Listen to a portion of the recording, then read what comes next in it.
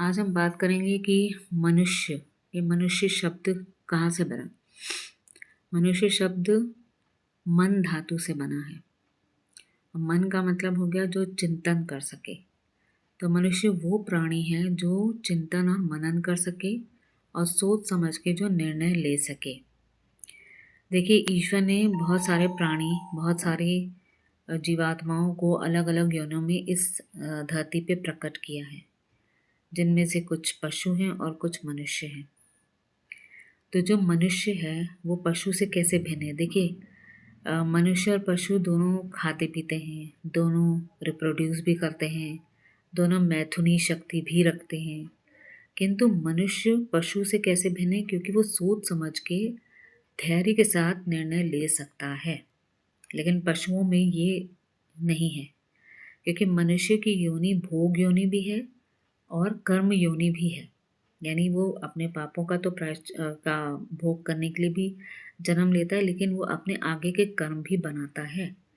किंतु पशुओं की योनि केवल भोग योनि है। उन्हें तो ये भी नहीं पता है कि उनका जन्म क्यों हुआ है और कब तक उनको इस योनि में रहना पड़ेगा। तो अब जैसे महर्षि मनु के हिसाब से मनुर्भव, यानी जो मनुष्य सोच समझ के निर्णय लेता है वही सच्चा मनुष्य है।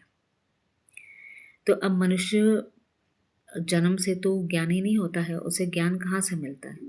इसके 3 स्रोत हैं। पहला है माता पिता उसे कुछ ज्ञान देते हैं बोलने का, चीज़ों को अवगत कराने का। दूसरा होते हैं उनके गुरु, उनके आचार्य। और तीसरा होता है स्वाध्याय, यानी कि जो धर्म ग्रंथ वो लोग पढ़ते हैं, जैसे उपनिषद, वेद, ये सब।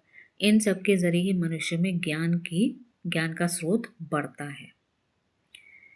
तो अब इसमें सवाल होता है कि ज्ञान का मतलब क्या है। ज्ञान जो है वो संस्कृत के ज्ञ धातु से बना है। ज्ञ का मतलब हो गया जो जानने योग्य हो। तो जो चीज़ें हमें लोगों के लिए या पूरे संसार को जानने योग्य हो, वो होता है ज्ञान। ज्ञान का अर्थ केवल ये नहीं कि आपने पढ़ लिख लिया, समझ लिया, हो गया। ज्ञान वो प्रकाश है जो अज्ञान के अंधकार को नष्ट कर दे। ज्ञान वो प्रकाश है जो हमें किसी भी वस्तु का या किसी भी प्राणी का जो सच्चा स्वरूप है उसका हमें अंदर से अंतर्ज्ञान दे, वो होता है ज्ञान। ज्ञान भी 2 प्रकार का होता है, अपरा विद्या, क्योंकि इसके 2 भेद होते हैं, अपरा ज्ञान या विद्या और परा विद्या। अपरा विद्या हो गया लौकिक ज्ञान, यानी जो हम इस संसार में रहकर जो कुछ भी पढ़ते हैं, व्याकरण,